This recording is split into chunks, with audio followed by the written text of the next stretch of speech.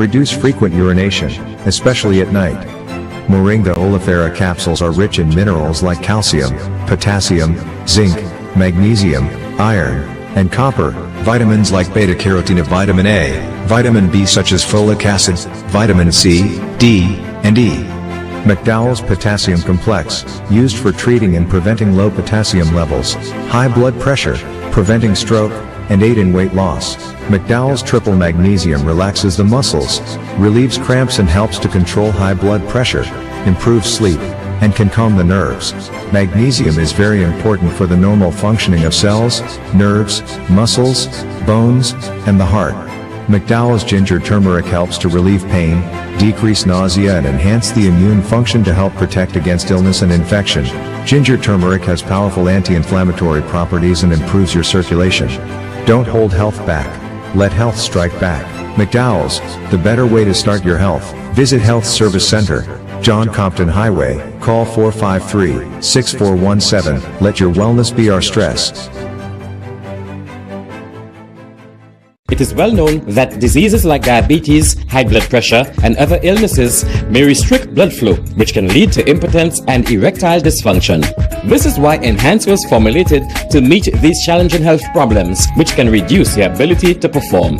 If you're having problems maintaining your manhood, then reclaim your manhood today with Enhance. Enhance increases your energy level, boosts your stamina, and increases your endurance. You can get your Enhance at Southwell VA4, Restorer Pharmacy Soufre, Knights Med Miku, Lay by Bar The Morn, Dexter's Place Jeremy Street Castries, Citygate Bar The City opposite the market, Plants Place Denry Highway, Arlette Supermarket Soufre, The Release Stress Bar Labrie Highway, Cool Joint Bar Victoria Schwazel, Prios Bus Stop 22, next to the Moshi Bus Stop, opposite the Grosley Bus Stop.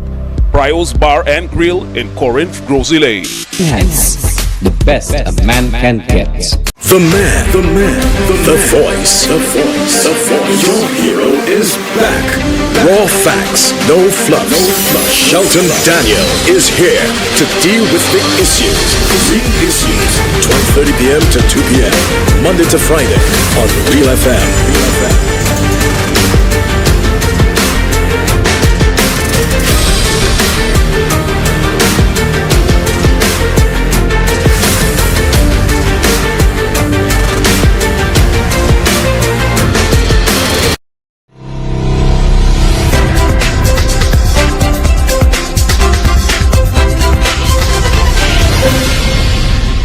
Another wonderful Monday afternoon to you, everyone, and it is wonderful. I mean, it's one of those days where the weather, the temperature seems to be just about right. I haven't felt any extremes of so hot.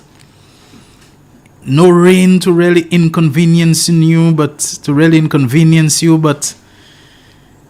a little drizzle here and there, just welcome and so on. I can't remember a time during the week, on a weekday where I felt a day that seemed to be so balanced on all points. I wonder if it's because we have transited into September. It is the second day of the month of September, the first Monday in the month, the first day of the reopening of school.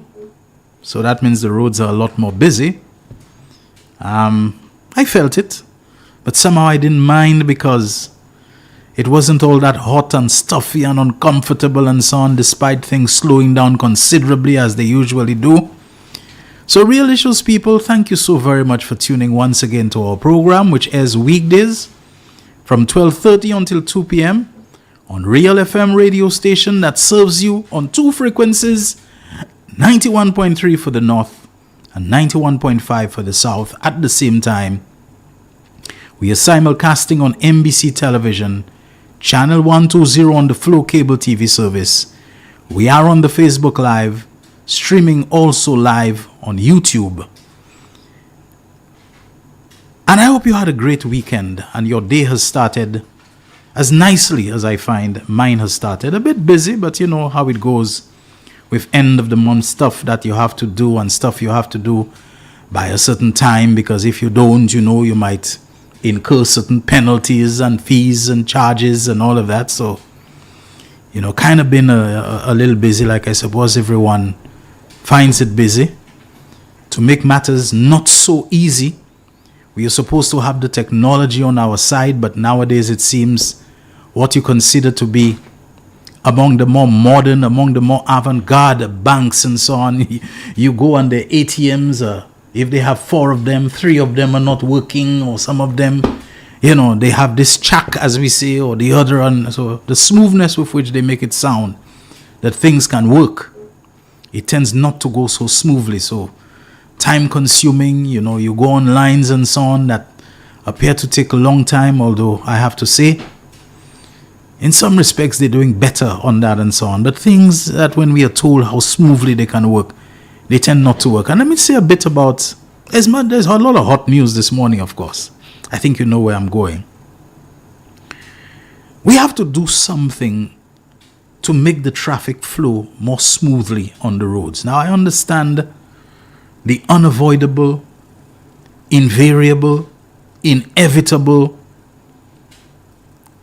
hold-ups and backups and so on that we are having for any variety of reasons. But too many of us want to engage on the roads in self-gratification. Is what pleases us, is what makes us feel good. And you get the feeling that some people do those things because it makes them feel powerful. It makes them feel manly. That I can stop in the middle of the road and stick my arm out because there's a partner coming from the other direction that I had something to tell him, and I don't care, if I make a whole line of traffic 10 kilometers long, I stop at Bad Orange and I look like I have all the time in the world to chat with my buddy and to hell with the people blowing. I suspect a lot of us we do those things because it makes us feel, because it's mostly men doing them, it makes us feel manly, it makes us feel powerful. Sometimes it's so easy for them to pull over.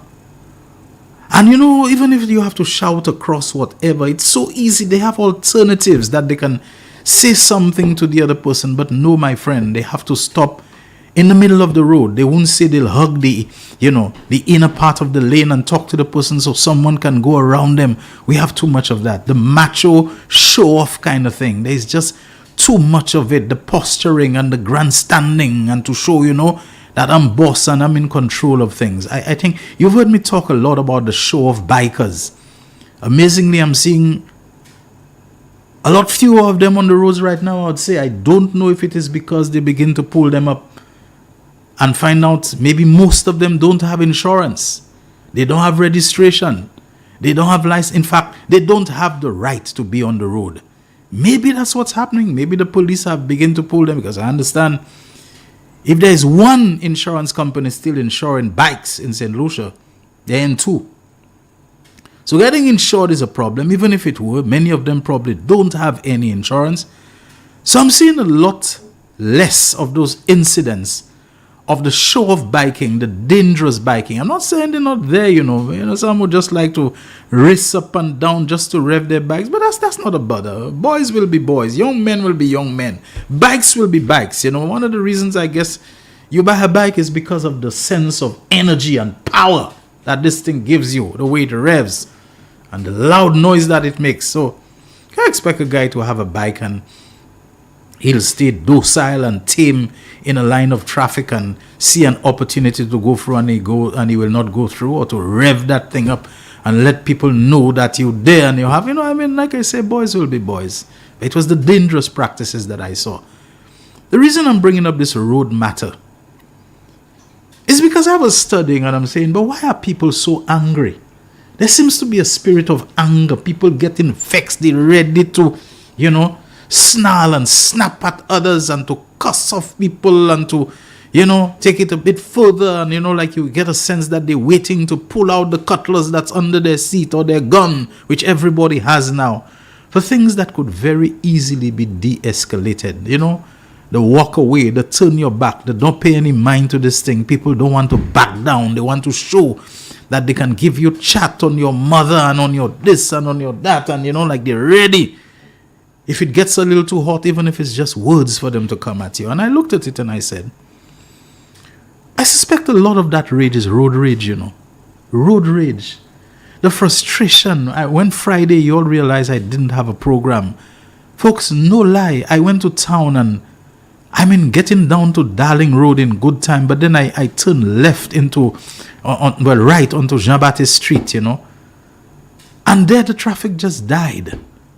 If I had continued straight down Darling to go down to join with where Darling Road intersects with Jeremy Street, it would have been worse by the market there. It was a complete snarl up of traffic, and then you reach the roundabout, so you make that left turn. Oh my goodness, who ain't stopping right on the corner to check out the fish people?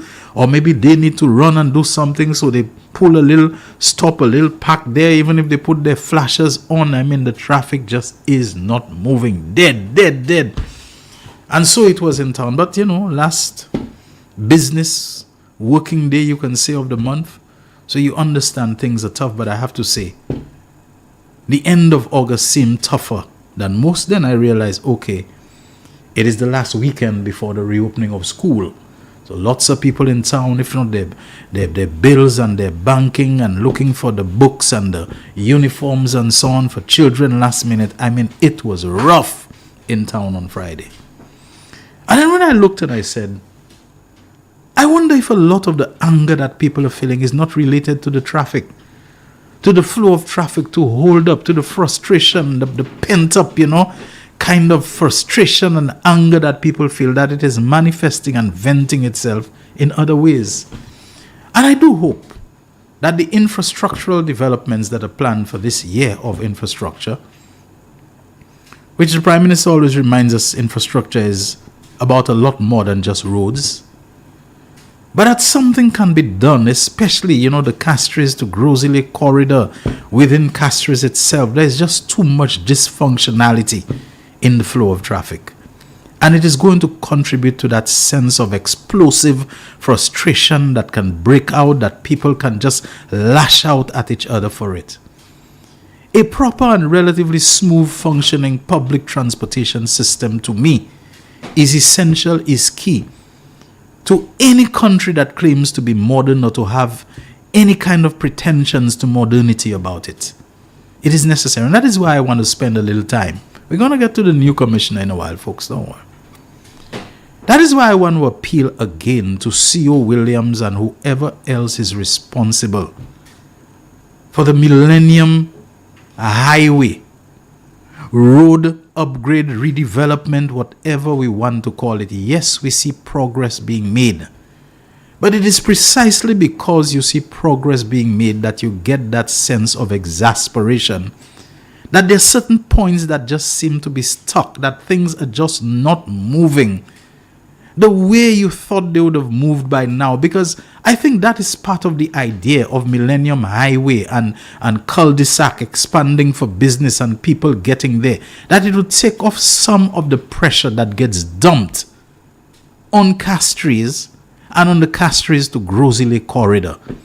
If you can get out to a gas station, as you have one on the Millennium Highway, if you can go down to cul-de-sac, even if it is to the KFC drive-thru, even if it is to go to the Massey store, even if it is to go to something else, even if it is just for leisure, casual, dining, whatever it is, that's some of the pressure.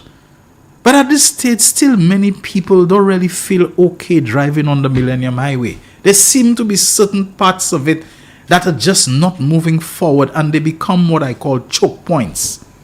Let me give you an example. They've done quite a lot. The cul-de-sac roundabout is a tremendous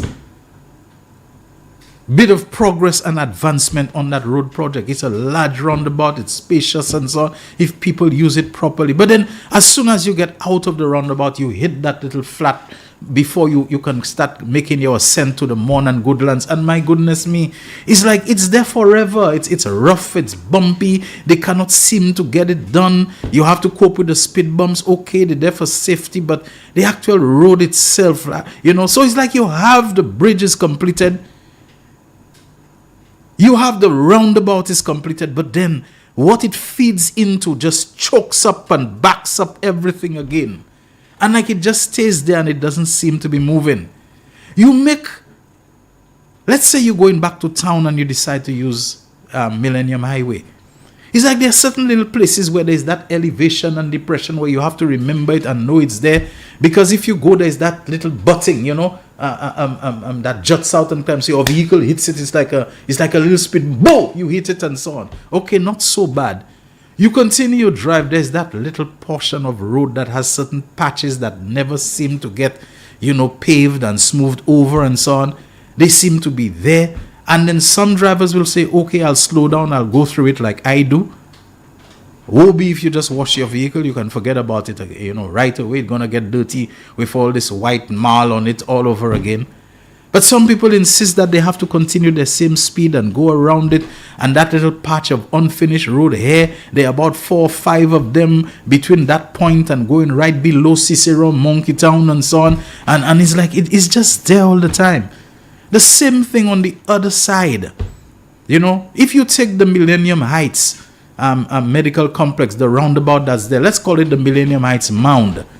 On either side of it, when you go down, the incline, the southern incline, when you hit the little flat, there's another thing again. There's a portion of road there that just seems to be rough and has potholes that are deep. They pave it over, it gets back again, and it doesn't seem to get fixed. And it's just, it's just messed up. It just discourages you from using that whole road.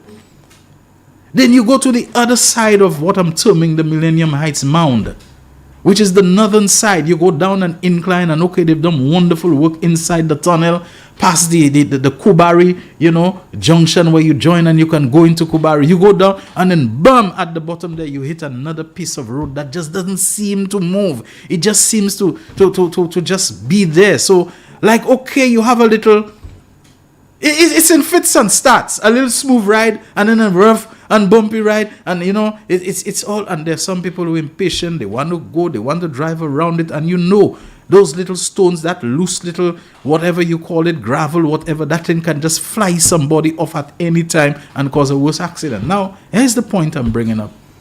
C.O. Williams, I think you're all a bit arrogant when it comes to your public communications. Whoever is giving you directions and so on, but as a contractor on a public works thing, you should have continuous communication with the public. We just want to tell people that we have paved the tunnel this or whatever this and so on, but this portion of road between the first and the second tunnel coming from Castries is still unpaved because, we want it to settle so that we can make sure that after we pave it, we do not have any sinking. I don't know what the engineering term. I used to hear the late Oliver Scott Jr. talk a lot about subsidence. So I take it to mean that maybe you need to let it settle because you don't want after you pave it and all for it to subside and for it to sink. So maybe but come out with a little press release, a little statement once in a while. It helps to massage and smooth the expectations of people so that they understand, look, that these little unfinished patches that come in between the patches where you can drive and suddenly you have to brake because you're in a piece of road that's just, not well done, that seems to be deteriorating instead of improving, instead of moving to completion. C.O. Williams, be more consistent, aka be more respectful of the public in giving them that. Explain to them why that piece of road below Cicero, heading towards cul-de-sac, why it has those large unfinished patches that people go around and it raises clouds of dust when it is dry and it, explain to people, continuous communication and explanation. Put it out there. We want to let you know that we're in September already, C.O. Williams. We're in September already. And yet you find, and I'm saying, when people have to deal with the kind of congestion and backup that is in Castries, in the capital, in the Castries to Grosy Lane, northwestern corridor, and in the place when you come out and you believe you'll have a little smoother ride, you have to deal with, first of all, leaving the Bannon roundabout to get to the top of that first incline under that first tunnel that runs through La Toc and so on. That road is so rough and bumpy and it has holes and this, okay, you get through it.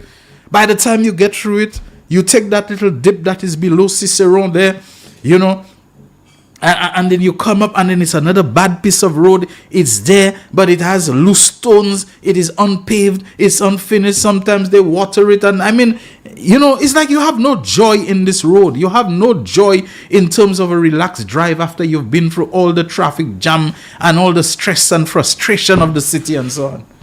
I mean, say something to people. We know that omelets cannot be made without eggs being broken. But C.O. Williams, show a little respect for the public. It is beginning to sound contemptuous, disdainful. Well, you all have to wait, you'll just have to wait. So what? You have to wait, Yes, we know that. But at least make our wait a little less exasperating. Put out a little press release. Explain to people why this portion of road is taking a little long. Because we want to make sure that the discharge of water from the surface, the rains are giving us a chance to observe, so that we want to make sure that the finishing takes account, of whatever it is, the slope of the road, that it is consistent with the discharge of water, etc., etc. Say something, no man. Say something to people. Anyway.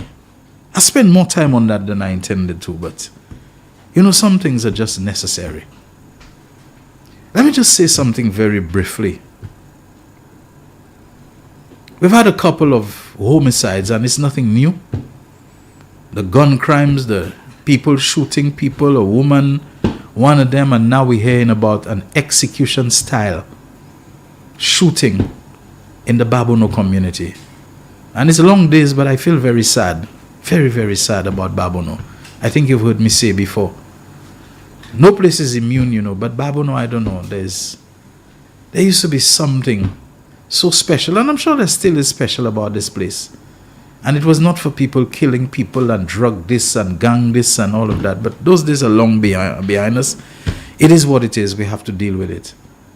But people putting on police uniforms, or what look like police uniforms, to go knock on somebody's door, and somebody who apparently had been shot twice before, that whoever is determined to eliminate him.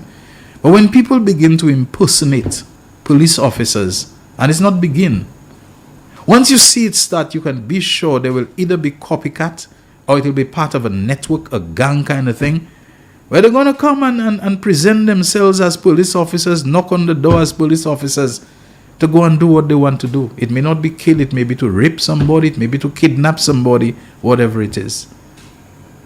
For this kind of thing to be happening, in addition to that very bizarre hold-up of bank staff who were on their way home, and some people could actually block them in the road or whatever and hold them up and take them back or force them back to the bank, a good few miles away, the place where they had left work, and to bring them there so that they could open whatever safe or whatever it was and take money and go and leave them locked up inside there, whatever the situation was. Not enough information, I feel, has come out, but then again, that may be part of the investigations. I mean, that is sounding like a sophisticated level of crime. We're monitoring people. You lack a VO, they're monitoring. They know your movements. They know what point you will be at. They know how to come out and to hold you up and to force you into vehicle and turn you around. At that time of the day, 5 o'clock, when there should be so many eyes all around, people who would see something, see somebody, whatever. When these kinds of things are happening in the country, this is not a time for instability or destabilization within our police force. This is not a time for it. Now, I'm not going to say too much on the destabilization as I had intended to, because a new commissioner has been appointed. But I think the Prime Minister himself has also recognized, acknowledged, and spoken about it, that one of the problems within the Royal St. Lucia Police Force, and not today, even if without Philip J. Pierre before him, him not telling us that, we knew it. One of the big problems has been, for a very long time, captured in the words of that famous song. One of those songs that remains a hit, through the years and so on, and it continues to, I think the name of the band is called Tears for Fears. Everybody wants to rule the world. The Royal St. Lucia Police Force has been a microcosm of that for a very long time, where there just seem to be a set of people whose ambitions does not permit them to realize that at any given time there can only be one commissioner. And it's not just the fact of people have the ambition to be commissioner, but if they don't get the nod to be commissioner, the things that they put into undermining whoever is commissioner and destabilizing and doing everything they can to make the police force a living hell, an ongoing nightmare for leadership and management of that police force. Now, when you have police trying to undermine other police, their seniors, their superiors, their commissioner, and some of them is not even that they have any stake or claim on becoming commissioner, but they wanted their body. If it's a woman, they want their boyfriend. If it's whatever is that person they wanted to be commissioner and so on. Because I guess when you lobby and you push and you campaign for somebody, maybe there are favors to be had. It makes the police force very political, and it's a sad thing that we tend to think of political as meaning party political and labor political and flabo political. There's organizational politics. I think the Royal St. Lucia Police Force over the years has become too organizationally political. It's a matter of people have actually gone out there and make statements like they believe I'll be a good commissioner because I have a support. I have the support of the men and women of the force. What do you mean you have the support of the men and women? Anybody who's commissioner is supposed to have the support of the men and women because they're supposed to be doing their job. There's no better support any commissioner can have than policemen and policewomen who know what they have to do, who know how they're supposed to do it, who know how to function according to the law and according to procedures and requirements and their training and so on. That is the best support you can give to the police force, to the commissioner, and indeed to yourself. Not even bothering to talk about to the country. But it's a case where people believe that it's based upon how many friends and how many people they have on their side and in their corner who are prepared to do things. No policeman or policewoman is supposed to carry out their duties as a kind of a patronizing of a leader, and they're doing it to help out this person and make this person do good. You're supposed to be, as Gerald Cyril described himself to me many years ago, I'm a proud cop. I'm proud of what I do. I have a certain sense of duty and dedication about me, and nobody can buy me or sell me. I'm going to function with obedience, yes, but according to the law, because I know what is required of me, and nobody can come and ask me to do anything illegal. I know where to turn because, I'm doing it this way. It's not a case where you're doing some kind of gratuitous favor to somebody because you like them. That's not what it's supposed to be. People, maybe I have said it before. Maybe. But many, many years ago, a senior police officer told me, you see, all of those problems that came about, where after we had held inquest into the ORC police killings and so on, that the Americans turned around and said they're not prepared to accept or to regard or to recognize the verdicts or the requests in those inquests because they have information, credible information, that those inquests were rigged. And they have credible information that there were gross human rights violations. He told me, it's police who caused it. Police who caused it. Because they brought down some American law enforcement lie detector specialists, what they call the polygraph testing. And the purpose of it was to do an evaluation to see which of the people who are in line for senior leadership and promotion and so on, for the succession of becoming commissioner and so on. It was agreed that before people could be promoted to a certain level that they would undergo polygraph testing to see whether you are somebody who has any kind of evasiveness or deception about it. It was really never in the beginning about ORC and about who was involved in killings and so on. But a lot of officers, they didn't understand or know the true purpose of the polygraph testing. They saw it as an opportunity to mess up other people that they thought might be considered ahead of them for the post of commissioner or whatever it was they had in mind. And so they went singing like canaries, saying things to those American interviewers and polygraph testers and so on, things that never had any basis in truth, in fact, or anything. Making statements about things they didn't know. Such as claiming that a Jamaican gang leader, whatever, was in St. Lucia at a certain time, Some people went about saying that Duda's coke was in St. Lucia and where he was staying and all. And it could not be substantiated. Everything that they did in checking showed that at the time that it was alleged that Duda's coke was in Jamaica. Not the first time, you know. I've heard a lot of things where people say so and so is in that country and so on.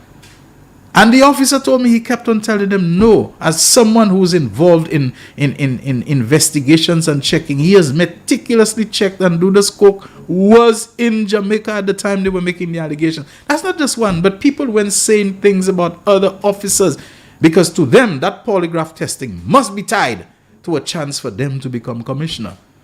So it's not just that they have something to say about themselves, they have to find something, some dirt to throw. And in the process, things got said, lines got crossed. It became a whole mess up thing that the Americans, when they took notes, of course it would feed back into the authorities at home, State Department and whatever it is and so on. That look, they're getting information which is seriously conflicting and contradicting a lot of the things that were said sometimes by those same officers at the inquest. They were contradicting themselves, contradicting evidence that they had given. You know, because now the aim is not upon protecting one another in the police killings. It is to see how they can mess up somebody else who they believe might make. You know, a certain police officer, senior police officer, told me that a guy he thought was his friend, he had no problem with the guy in that period. He just saw a certain hostility come from the man, and the man he was passing and looked at him. And that officer who told me that highly qualified person, you know, his degree in law, in criminology, in forensics, I mean, real top of the line guy.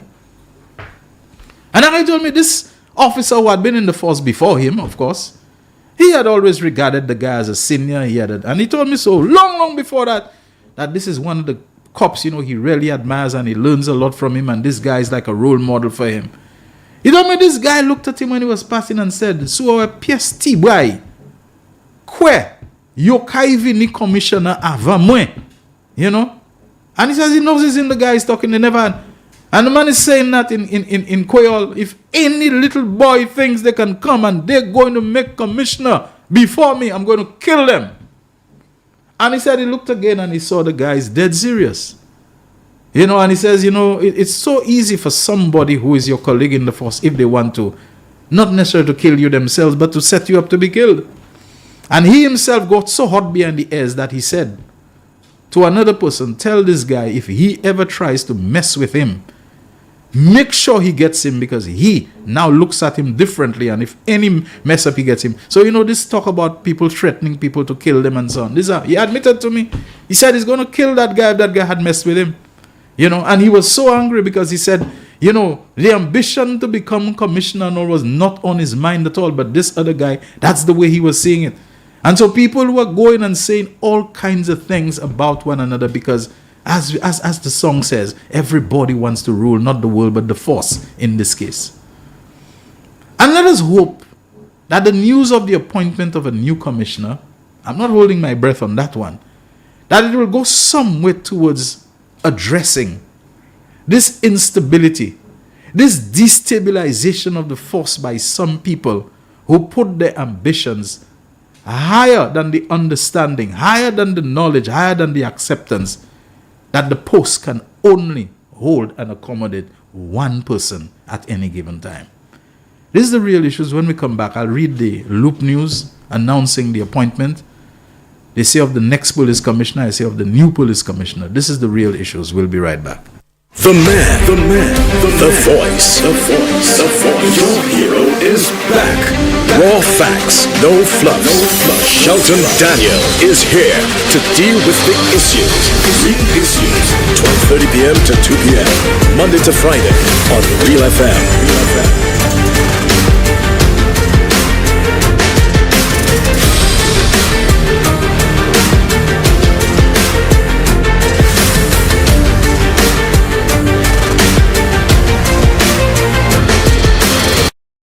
McDowell Supplements, an effective way to ensure you and your loved ones are getting the daily recommended intake of essential vitamins, minerals, and other important nutrients necessary for optimal health. Naturally, we carry an array of health and wellness supplements. McDowell's Immune Booster enhances your body's defense to fight colds and flu, boosts your immune system, prevents viruses and other airborne diseases. McDowell's Colon Cleanser prevents constipation, helps in removing toxins from the colon, detoxifies the body, and regulates your bowel movements. McDowell's Prostate Health prevent the enlargement of the prostate, improve urinary flow, and reduce frequent urination, especially at night.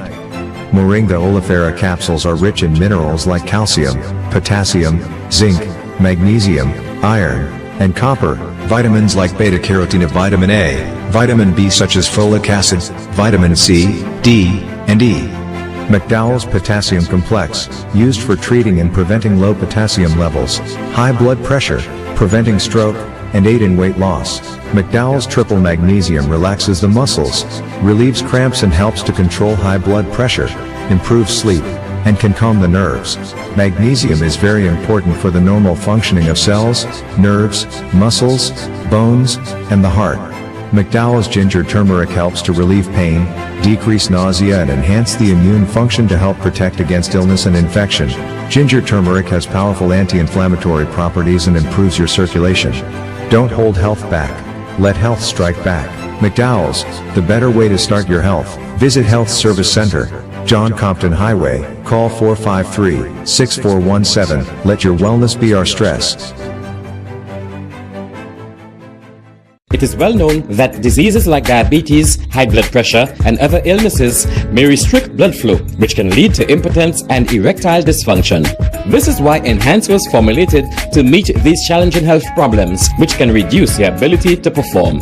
If you're having problems maintaining your manhood, then reclaim your manhood today with Enhance. Enhance increases your energy level, boosts your stamina, and increases your endurance.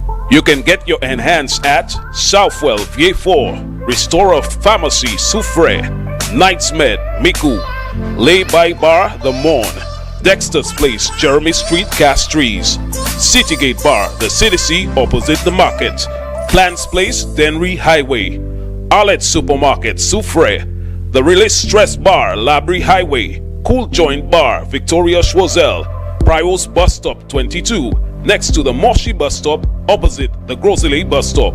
Prios Bar and Grill in Corinth, Grosley. Enhance, the best a man can get. The man, the voice. Your hero is back. Raw facts, no fluff. Shelton Daniel is here to deal with the issues. 12:30 p.m. to 2 p.m. Monday to Friday on Real FM.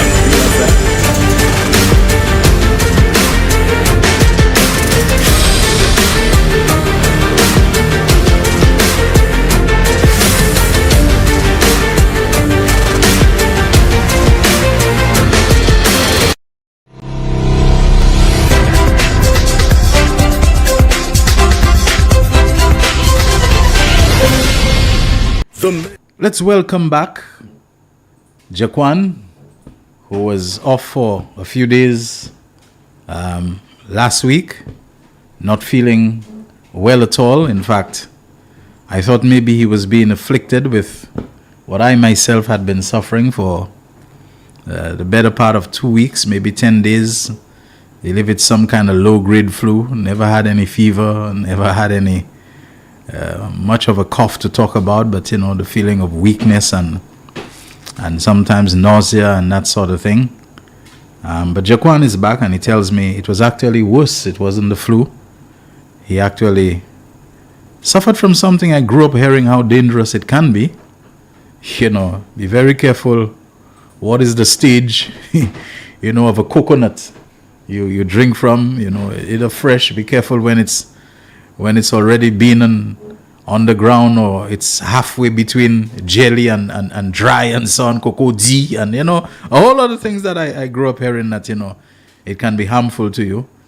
Insofar as drinking the water of dry coconuts, well, I must be one of the lucky ones, because I grew up on a farm where making copra was one of the favorite activities that I would take part in. It was, those who remember me in the days when I was Slim Jim, fit and slender and athletic and all of that, well, making copra, carrying the coconuts and breaking them, and the whole works that went into it was a good part of that regimen on the farm. It helped with the livelihood, but it was also quite a lot of fun, physically demanding and so on. And I can tell you, when you took your cutlass to break those coconuts, with the back of the cutlass, the dokutla, two things you had to know how to endure was the burning in your hands. You were tough over time and so on. But a lot of the times, this was how you nourished yourself throughout the day. You didn't have time to stop and go and eat food. You drink the water from the coconuts, and some of it was quite nice, actually, When those coconuts had been there, covered in the shaded areas, some of them were quite cool. You swear they came from a fridge. Some of them had this growth of the bud they call the pom cocoa inside that you would eat. Some of them had already turned to copra before you putting it in the oven, and eating some nice copra or just some good fresh coconut kernel and so on, nana cocoa and so on. I think there's something in coconut they say they've discovered that can drive the blood sugar down and so on, so that it can generate in you a sense of hunger. So sometimes you feel that intense hunger, what they call a faiblesse, in your stomach and so on. Well, Jaquan, I understand you were having fun drinking the water of some dry coconuts, and little did you realize that this had something to do with the very bad feeling that came upon you. Tell us about it. Boy, I'll be honest, just thinking about the experience kind of a little traumatizing, because I'm still a bit shaken up about it. But I just wanted to advise everyone, people, please take all the precautionary measures as you possibly can, because even I thought I took a little precautionary measure. I inspected the coconut and this, that, and another. It was only after that I drank all the water from the coconut is when I looked inside, because I was picky about the jelly. I wanted to get some jelly too.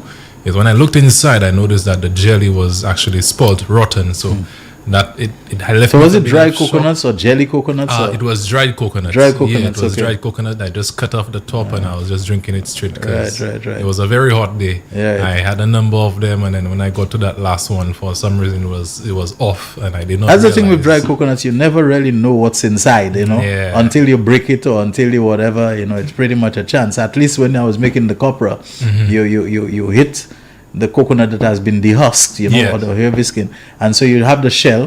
You give it one smash, it creates the crack. So then you hold it upright, and you knock off the top, so you can see what's inside at that stage. Because what you have is a coconut that you have actually cracked in half, even half. Right. So you can see. But if it's through a hole or through a small thing, you really don't know what's inside. Because some of the coconuts, when you do break them, that's when you realize there's a lot of rot and decay inside there, and even maggots sometimes.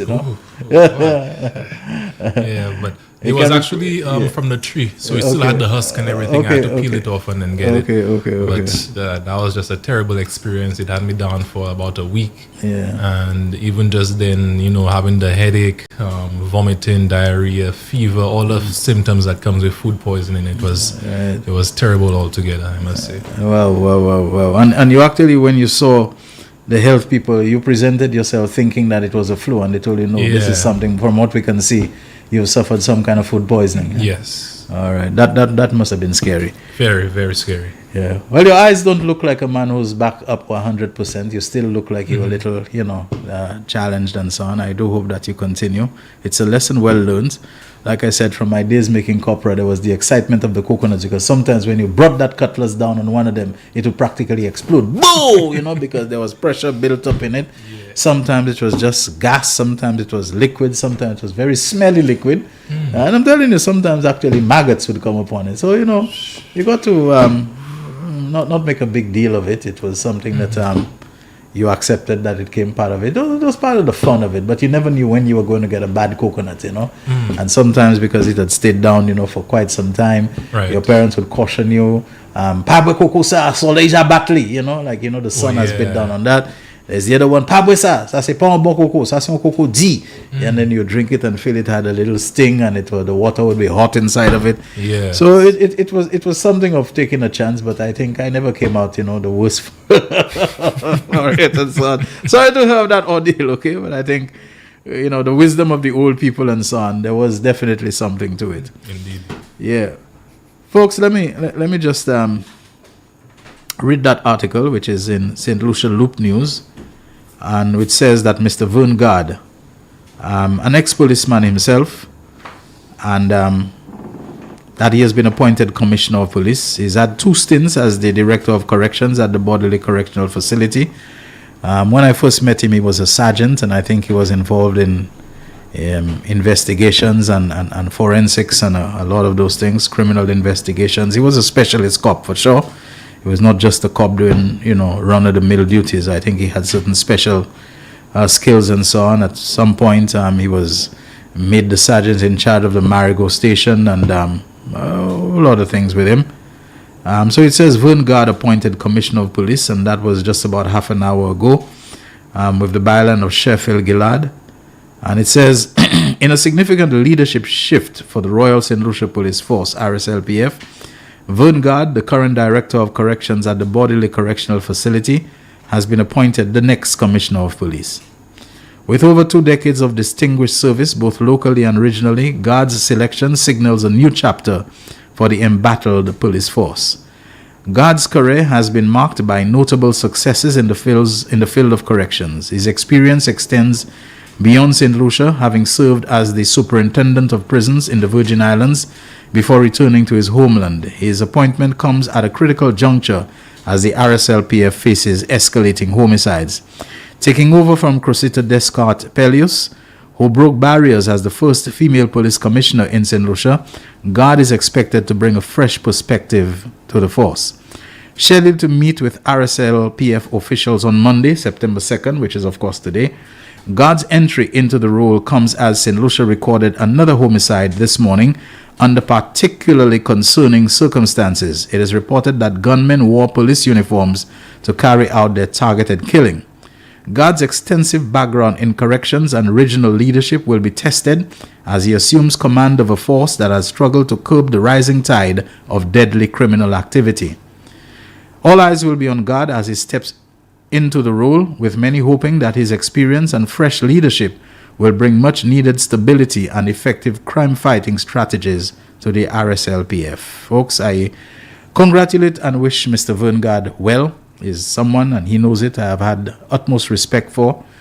Like I said, since I met him many years ago, I think at the time he was expressing publicly his objections and exceptions to certain decisions that were taken by the then expatriate Commissioner of Police, John Broughton, who had been brought to St. Lucia as part of a group of 10 police officers who were supposed to provide the benefits of their technical expertise and their experience to the Royal St. Lucia Police Force to strengthen the Royal St. Lucia Police Force by bringing that additional human resource from a developed country, the UK, under a deal that was, I think, funded by Trinidad and Tobago government.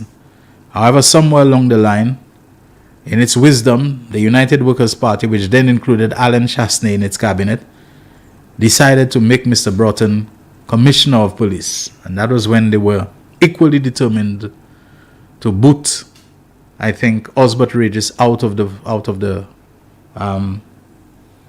commissioner's position and so on. We know how that went, how it further destabilized the force. Vern Gard himself, was twice booted from the position, I think, of Director of Corrections and so on, and all the pressures with Broughton and so on. He eventually, I think, I'm not saying it in perhaps the exact sequence, but he sought employment overseas and made a good name for himself.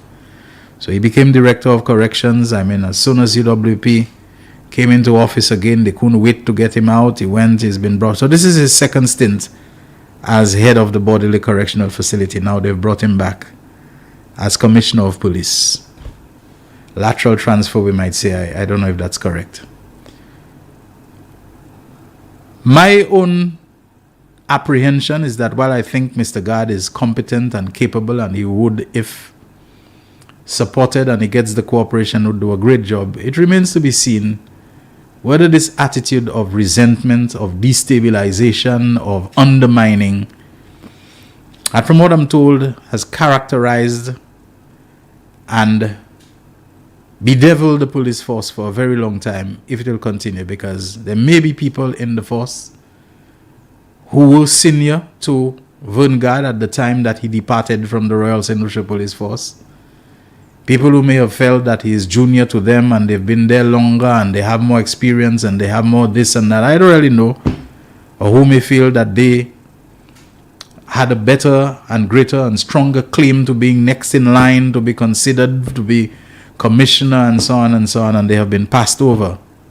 You never know how this might play out.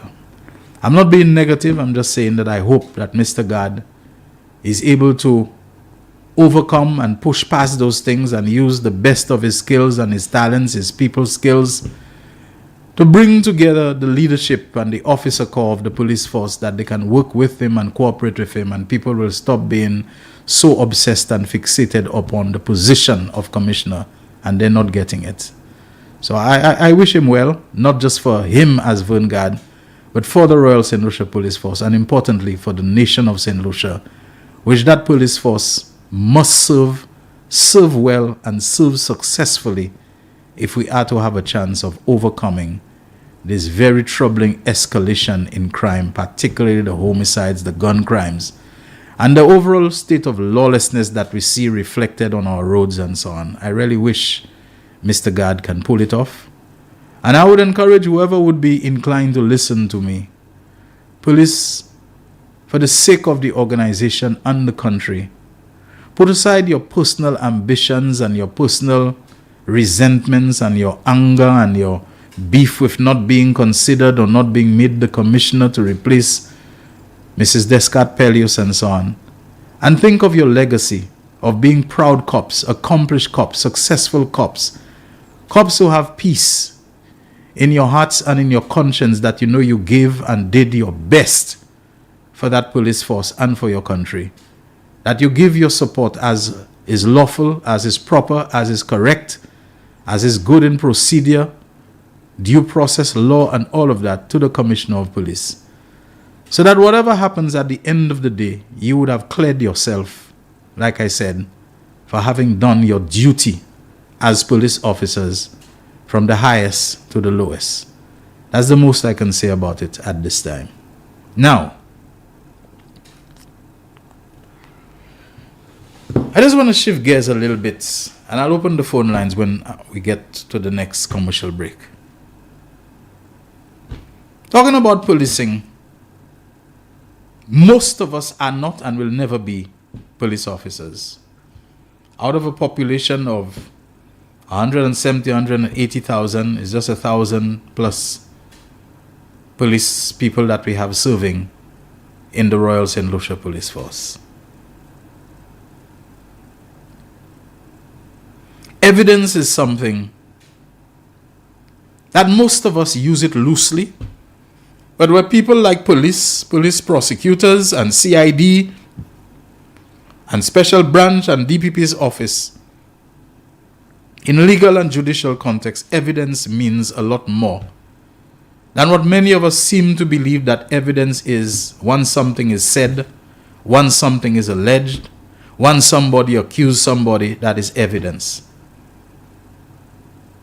Evidence is what can be presented in a court of law. Yes, it is taken down, it is recorded.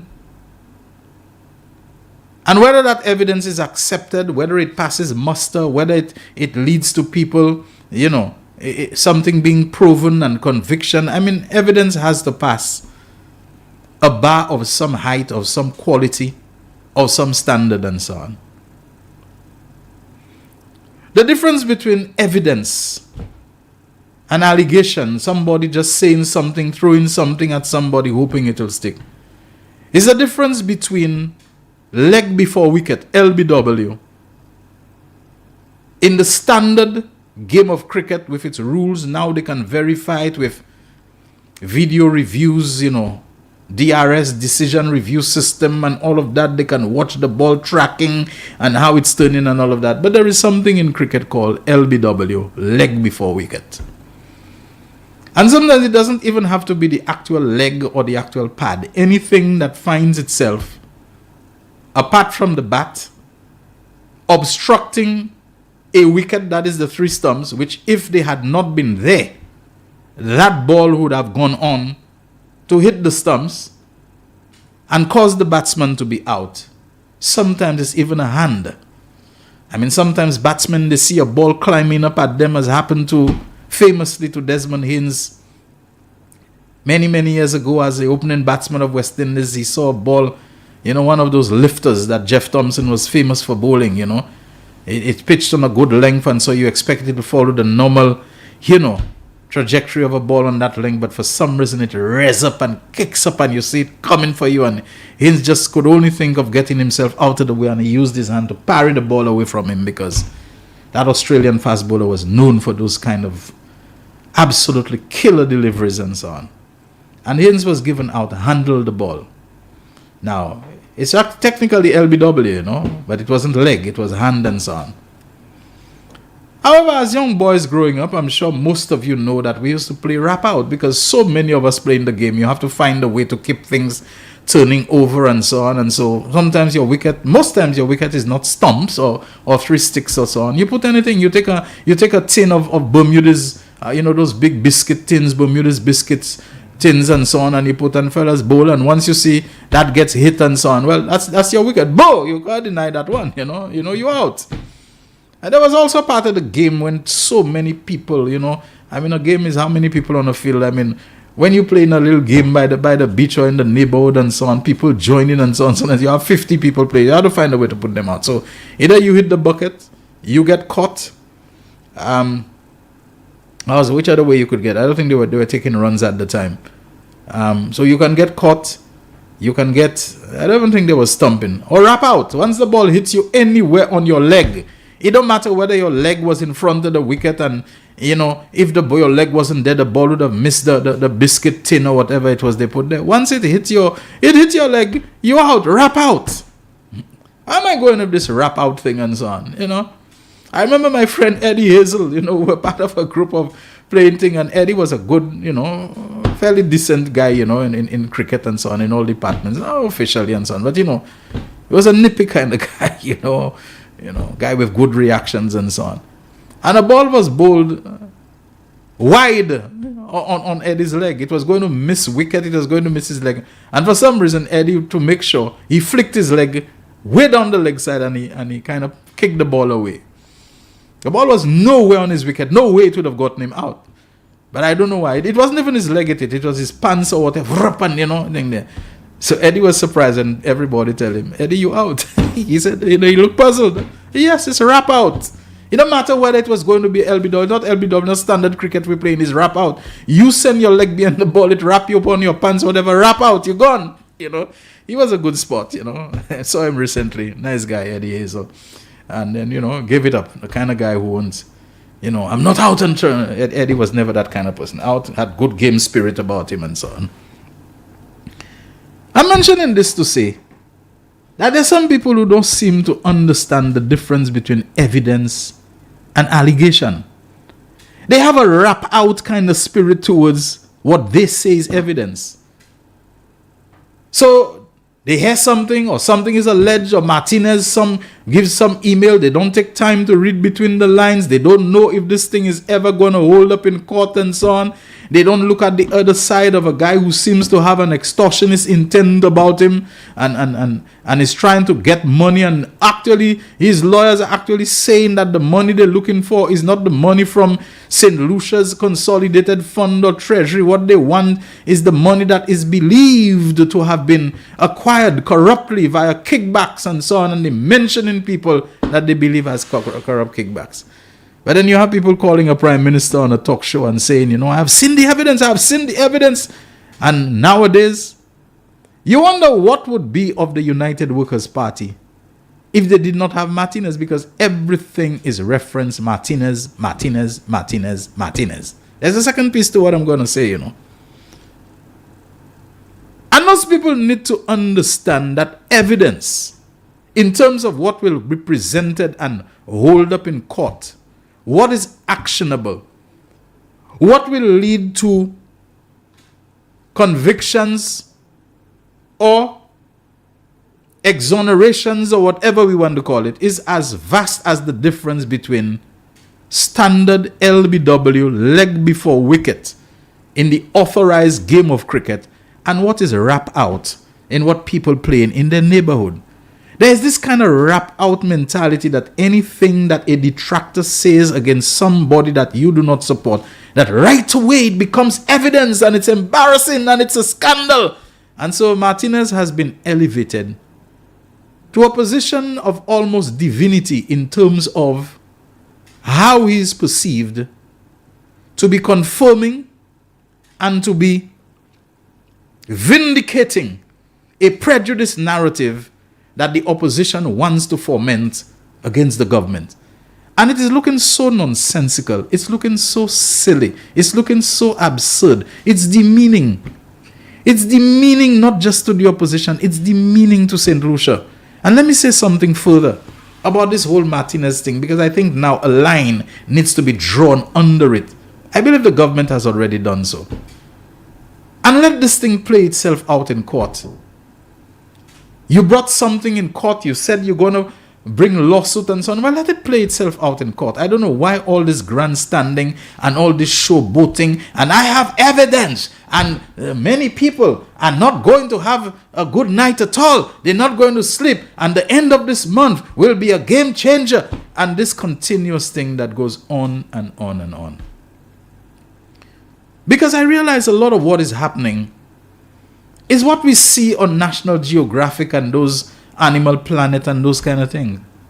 Of some animals that are powerful and they have a growl or a roar, and they're able to spook others to come even out of their hiding places where they're well sheltered. So the leopard or the lion goes to the mouth of a burrow and it knows there is, how they call them, warthog or whatever is inside there. It cannot reach them. But it can frighten them, it can spook them into getting out of their very protective space and making a dash for it where they'll be caught and they'll be killed and eaten.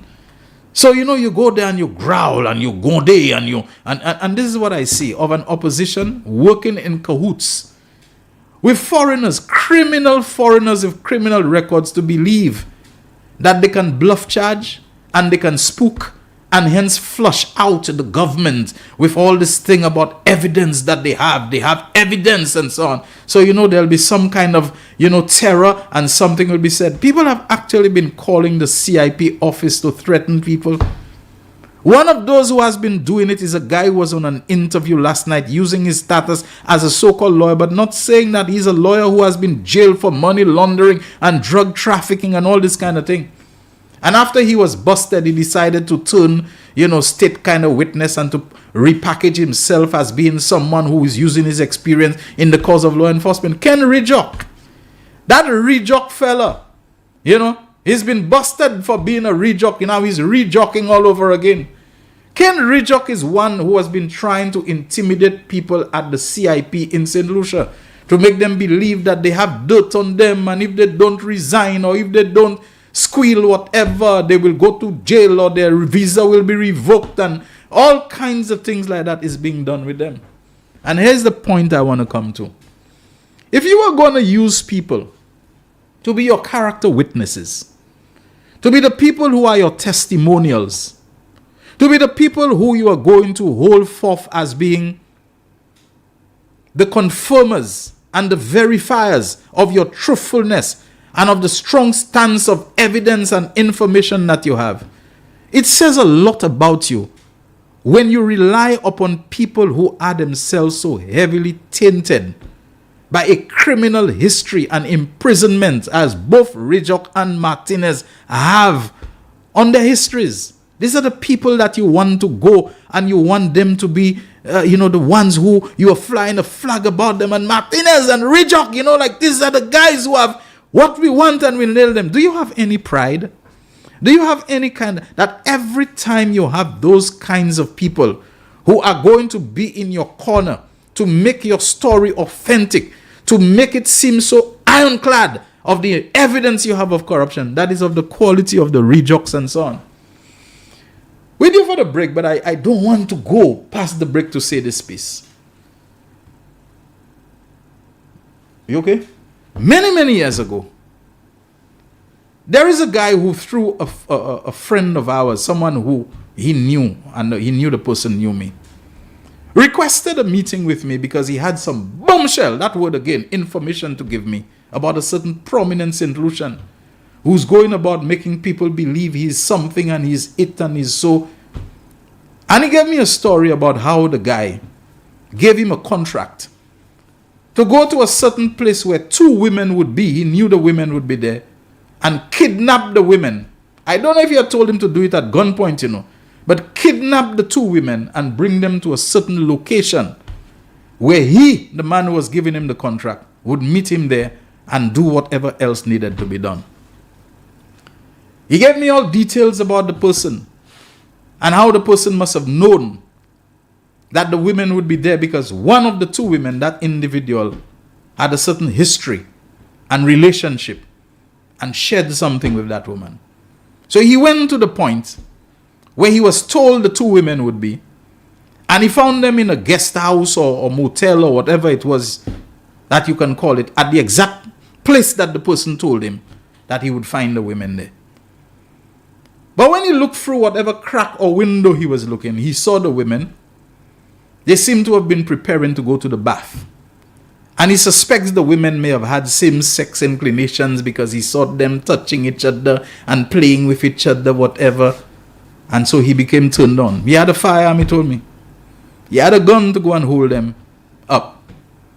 And so he went inside intending to carry out the abduction of the women, but he got so turned on, he decided he believes this guy's kill is going to kill those women. Those women are going to be wasted. So let him enjoy them anyway. Let him, have sex with them, and he'll take them to the guy. Well, first of all, that right away clicked to me, that if a man tells you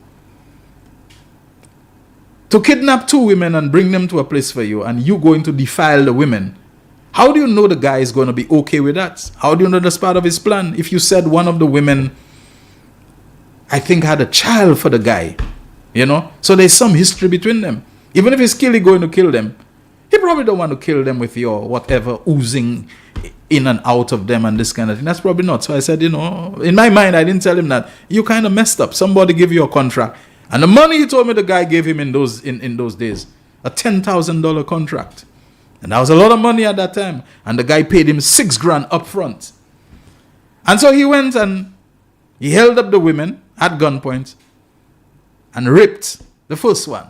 And I mean, this is where it gets chilling, He raped the first woman. And by the time he finished, apparently he's not a 2 rounds, 3 rounds, 4 rounds fella. He felt so spent that having sex with the other one was just for the records, just a little notch, because he didn't enjoy it. He was already, he was already wasted. He was already spent at that time. So he just went through it, even gave me graphic that the second one, he didn't even climax because he was already so completely,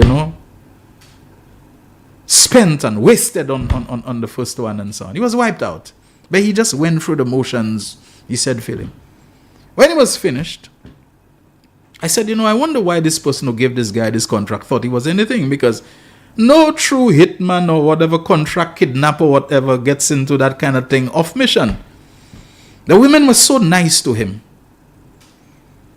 They told him how they enjoyed being with him in his company, and they looked forward to him coming and see them again so they could spend some time. It was so nice. They gave him cake and wine and whatever it was.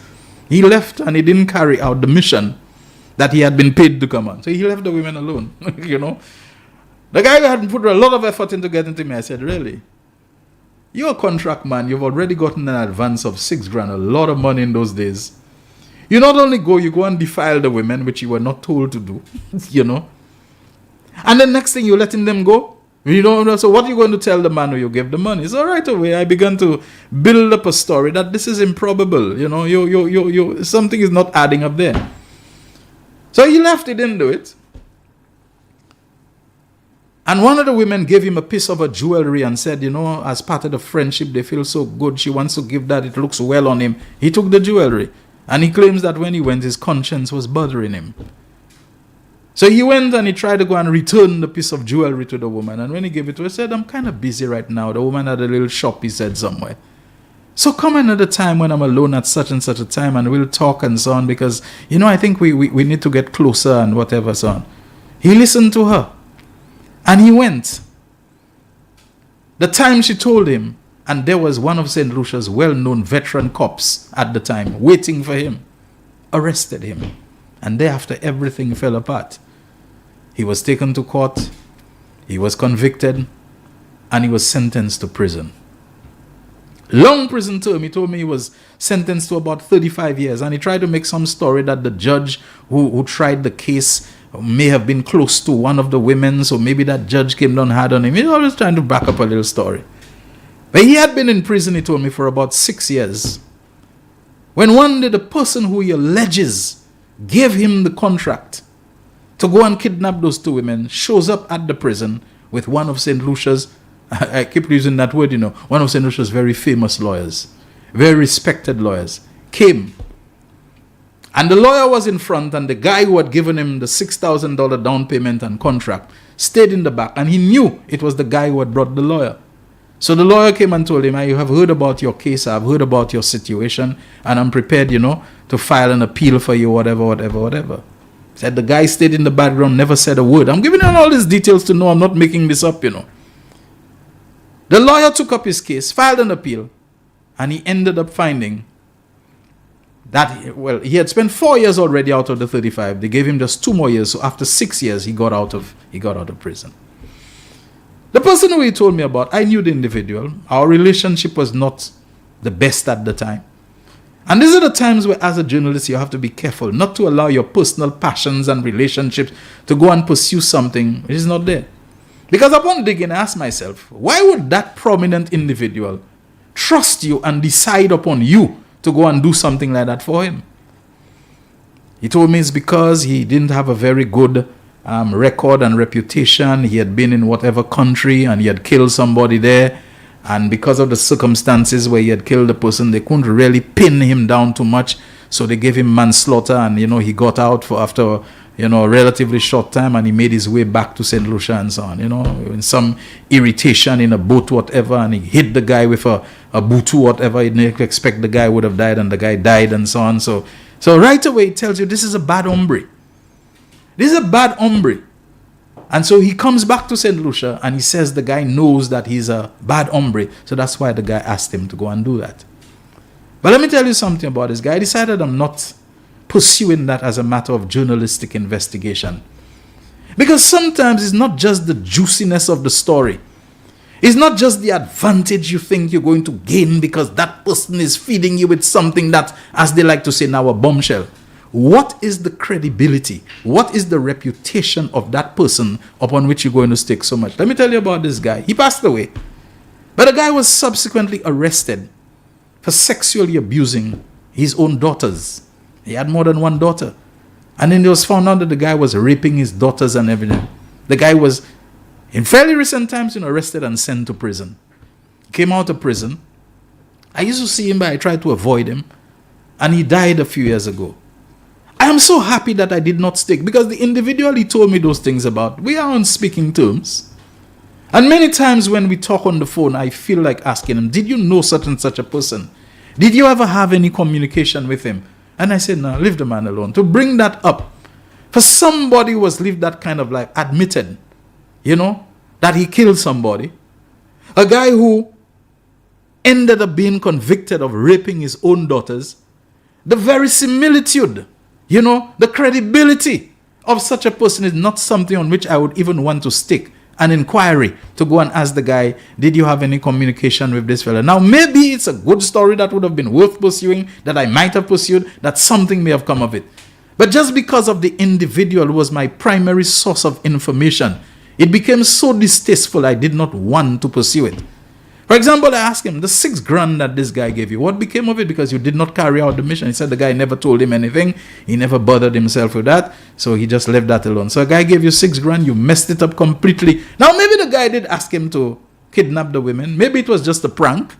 Maybe it was some Halloween night thing. Okay, bring them to the place and, let's see the look of fright on their face when you take them. I don't know. It sounds like a very bad thing to do, because if something happens to them, they die of fright, whatever, they become the issues of culpable homicide, or whatever it is, or they suffocate in the trunk and negligent homicide and a whole lot of different things that can come. That doesn't sound like a good way to have fun, even if the individual may be somebody who likes excitement and was really looking forward, to just making a big scare, maybe have a bottle of champagne to pop, whatever, and so on. So The individual wouldn't want to come forward, because if those women, now it is found out that there was that additional element to them being raped, then he too can be brought in for culpable homicide and or culpable, well, not homicide, nobody was killed and so on. And what's, the guy tried to influence me that if I am going to do a story on that, don't say that the guy sent him to kidnap the women. Say that the guy sent him to kill the women, so make it a little more juicy. I said, there's a big difference. You want me to go and say that the guy gave you a contract to kill the women when first you told me that was to kidnap them? Like I said, the guy may have been trying a prank. It's not a wise prank. It's an ill-advised prank. If it truly happened, it is what led to the women being raped. And so there is the issue of culpable homicide. And I keep saying homicide, culpable, whatever, rape and sexual assault, whatever it is. In other words, you are an accessory to something that happened. It's not when you push somebody into the road, in front of an oncoming vehicle. You might come and bust something by their air, match bomb, whatever, and they're so spooked and startled that, in the moment I just say, you so to tell man, they went, there's some culpability there. Your person gets killed because of you. You bust a Christmas bamboo at a passing vehicle and so on, and the person hearing the explosion, they veer into another lane and they get to, there are different ways that courts look at things. Like I said, the issue of culpability and so on, People, I'm just making this point to say, look, what could have been a very juicy story and would have struck a blow at somebody who I felt had been persecuting me, I did not take it because of who my primary source of information was. This individual was too much of a bad actor, too much of a bad hombre in his life, having admitted he killed people, having been convicted later on, well, that came later, about raping his own daughters, for me to have. And that is why I find for the United Workers' Party, led by a former prime minister, led by a former minister of finance, led by somebody, seems to be, as a matter of habit and regularity, co-opting as his primary references against the government of his country, against his own country, people with a checkered, colored, criminal history, like Philip Martinez and Ken Ridjock. They're the ones that you come and you eat in fire that they have something. I have to ask myself, is there any sense of guiding principle or guiding morality or anything that you consider, look, for me to go down the road having those fellas being my right hand and my left hand and so on, it says so much about me that people might consider it says more about me than it says about them. Is it that badly that you want Ernest Hilaire or McLeod or whoever you want, or you want to get back into power? It does not escape my notice, Mr. Alan Shastney, that you have gone down this rampage in lockstep, arm in arm with Martinez and Ridjock, non-certified criminals. After Richard Frederick came out with that information, and it's not allegation, Richard had documents about the rental by the government you led, decided by yourself as Prime Minister and Minister of Finance, to rent properties owned by your family, including yourself as one of the shareholders, to rent essentially from yourself for the government. That it is from that time that you seem to be determined to paint a picture of corruption and graft and theft against the government. Because what better way is there than to create that shroud and that smokescreen, because you have never addressed what Richard had to say about those rents and so on. It's a good way, a good way to avoid answering to the allegation, I'll call it that, even though there are documents to share, that there was corruption, lack of integrity in public life. Why don't you come and answer that instead of this obsession you have of painting some picture of a corruption that, as of now, from what we have heard, is sub judice? Let it be decided by a court. And if Richard Frederick has maligned you, why don't you file some action against him? He put it all out there that you were 25% owner of Alfiona or whatever investments and so on, to whom the rent was coming from. Come and answer those kind of questions. I heard you mention also about now you want to file injunction, or you're thinking of filing action. You really led to the party, sir. You led to the party. And I have to ask myself, is Mr. Alan Shastney simply doing some kind of grandstanding to impress the United Workers' Party that he is still good for them to retain him as leader, because I suppose UWP might be having convention later this year and on this end of September meeting and whatever they're promising to have and so on. It may be coming before the annual convention or whatever. So Mr. Shastny needs to do something to show that he's worth retaining as leader of the UWP, and that maybe once he gets past that goal, that hurdle, he probably will cool down considerably, because I can tell you, I know a few people who have messed up the leadership of a political party and the political party as much as Mr. Alan Shastny has, and he does not want to seem to admit, to accept, or to acknowledge that. Because only Alan Shastny could have led to the loss of Miku North, as a seat for the United Workers' Party. I think Mr. Shastny is having difficulty coming to terms with that. But if that is his way of trying to disentangle himself from that overwhelming perception of failure as leader of the UWP and destruction of the UWP, he's going about it in an even worse way. Let's take a break, if we still have time for a break, and let's come right back for the wrap-up, Jaquan. The man, the voice. Your hero is back. Raw facts, no fluff. Shelton Daniel is here to deal with the issues. Real issues. 12:30 p.m. to 2 p.m. Monday to Friday on Real FM.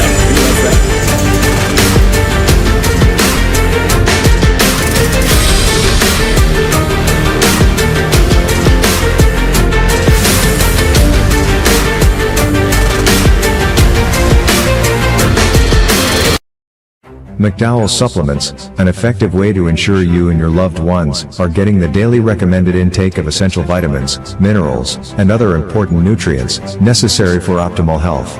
Naturally, we carry an array of health and wellness supplements. McDowell's Immune Booster enhances your body's defense to fight colds and flu, boosts your immune system, prevents viruses and other airborne diseases. McDowell's Colon Cleanser prevents constipation, helps in removing toxins from the colon, detoxifies the body, and regulates your bowel movements.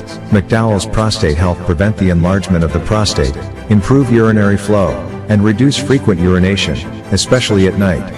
Moringa oleifera capsules are rich in minerals like calcium, potassium, zinc, magnesium, iron, and copper, vitamins like beta-carotene, vitamin A, vitamin B such as folic acid, vitamin C, D, and E.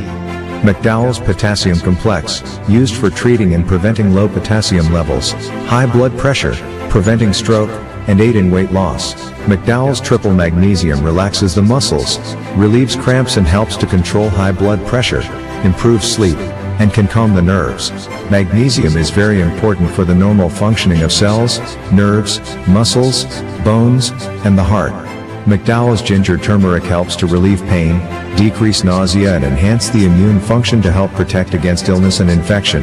Ginger turmeric has powerful anti-inflammatory properties and improves your circulation.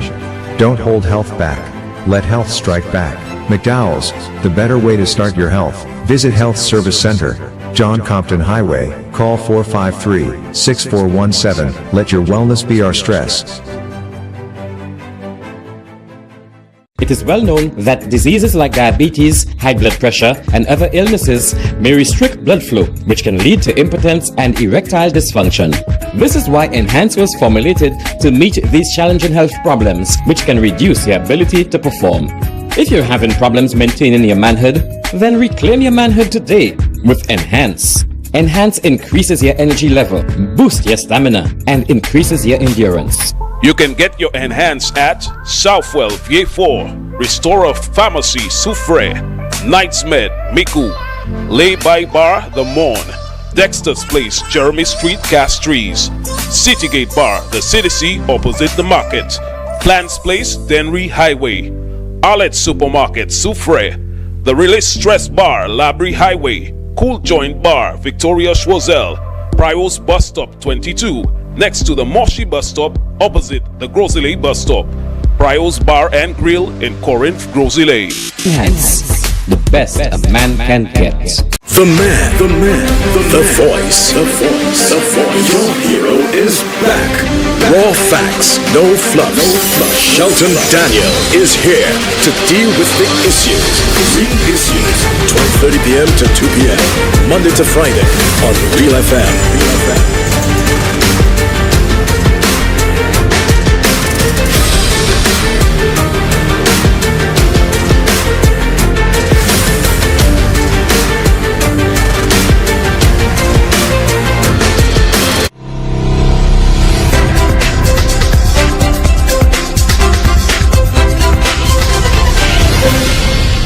We can squeeze in a couple calls before we say goodbye. Folks, honestly, I did not intend. I always come in not intending to say so much. But, this whole matter about a political organization that prides itself on having a rich history and legacy of having governed St. Lucia, the party of John Compton. I mean, folks, come on. Don't tell me that is the best UWP can do, that everything now is about criminal people with very sordid histories. I'm not talking to you this Gasper, but go ahead. What's up, my brother? How you doing, my friend? I'm doing okay. How things? Boy, I have a barrel coming down. When that comes down, I give you nothing from it, A barrel, man, let me tell you, change the name, call it something else. Because nowadays, barrel have too much close-sounding relationship to something that's become very scary in St. Lucia. Well, I have a drum. Yeah, a drum or something like that. That's what I have a barrel, like magazine. That is a talking point now, Shelton. Don't come and talk about magazine or barrel or anything like that. Yeah, go ahead, my buddy. That's a talking point at the Flabo meeting last night in New York. Okay. Yeah, man. The MC say that when the St. Lucians that are based in New York selling down things for their family members in St. Lucia, don't give Labour supporters nothing. Oh, Lord. So you see how the Belrose doctrine still in them fellas' blood, Gaza? Like they say, that's how low a leopard can't remove its spots, change. And Jordan and every speaker speaking about that, do not give Labour supporters things from the barrel that they're sending down. Well, the Labour supporters in New York, when you're sending down your barrels or your drums, share with the Flabo supporters. You gotta be bigger than them, so share with them. And Shelton? Yes. Man, Philip J. Pierre and the government, they're responsible for every school child going back to school spick and spunk, man. Okay. Lots of vouchers were given in all 17 constituents. Okay. And every school child was able to go back to school today, first day of school, spick and spunk, thanks to the St. Lucia Labour Party and the government of St. Lucia led by Philip J. Pierre. Thank you very much. Okay, thank you very much, my friend. All right, 487-9849, that's the WhatsApp line number. Try to make it quick because we don't have much time. We're wrapping up in just a couple minutes, but I figure we can take a couple calls. And 4533911. Thank you very much for the person who is not saved in my contacts, who sent me a message and said, bro, you're so right with your little piece about the RSLPF. I spent 22 years in the RSLPF working criminal investigations. I retired in 2022 to move abroad, so I'm very aware of all what you were saying. Gospel truth. Thank you very much. We have a call on the line. Hi. Hey, good afternoon, Shelton. Good afternoon to your viewers and listeners. What's up, my buddy? I'm good. I hope you're doing fine. I didn't want to derail your political discussion, but I just wanted to let the public know that we at NEMO are currently in the process of reviewing our disaster and emergency preparedness and response mechanism. So in order to better fulfill our mandates, we'll be introducing a survey from today, which seeks to, among other things, evaluate the public's understanding of our functions and also to gather public opinion on our operations and ways in which we can improve. I think this comes following Beryl. There were a few discussions, little criticisms about our communication and everything, and we're looking to improve our communications before, during, and after times of disaster, and also improve our response mechanism. So I'm just asking the public to take advantage. Please fill in the survey, give us your thoughts, and we will be moving throughout the constituencies to deliver this survey and have get some feedback from the public. All right. Thank you very much. Thanks a lot. Good afternoon, S. You are not on TV. Wasn't aware of that. Don't know. There must be some good reason for it. So I suppose there might be some little problem with the TV. Nobody informed me, so I'm only hearing of it now. When you send me voice notes, folks, I can't play them because I don't have a chance to listen to them while I'm live on air. Someone was explaining about the traffic jam in Castries on Friday, and they said on Friday some streets were closed for the Lawas celebrations. There was also road repair works on the Chaussee Road. All right, yes, I know about the road repair works. I forgot about Lawas. Yes, the tents were up and all on Derek Walcott Square, and it was said to be, Okay, another person says, you are on TV. I'm watching you there loud and clear. All right, so please don't spread false information to my friend Celia. You just give some false information, so you're in trouble with me. All right, we'll decide what kind of compensation. The time has arrived on us, folks. I'm sorry for the people on the Facebook Live. I did see your comments quite a lot. Some of you had a bit to say about Jaquan and the coconut water and so on, and now we need to be careful. With all wisdom reasserting itself. Let's hope we don't have to deal with that. All right, so until tomorrow, let me just tell you, this week I intend to have a program to discuss those CIP shares and under the real estate option that we're hearing about, how many shares and how many files, and a lot of people don't understand. Neither do I, so I expect to have someone who will explain to us exactly what it is and how it works. Until then, Shelton Daniel signing out. The voice. Your hero is back. Raw facts, no fluff. Shelton Daniel is here to deal with the issues. Big issues. 12:30 p.m. to 2 p.m. Monday to Friday on Real FM.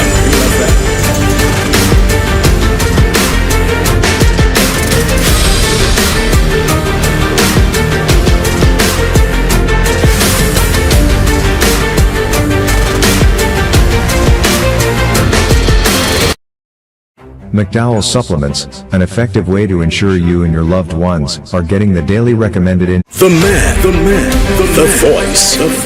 The winning numbers for the midday draw of Monday, 2nd September 2024 were Double Daily Grand 3, 4, 16, 20, Big 4, 8, 2, 6, 4. The Big 4 Multi-X Ball Drawn is 2X. Pick 2, 0, 4. The Pick 2 Multi-X Ball Drawn is FB. 1 off, 3, 7, 3. Lucky 3, 2, 1, 5. The Lucky 3 Multi-X Ball Drawn is 2X.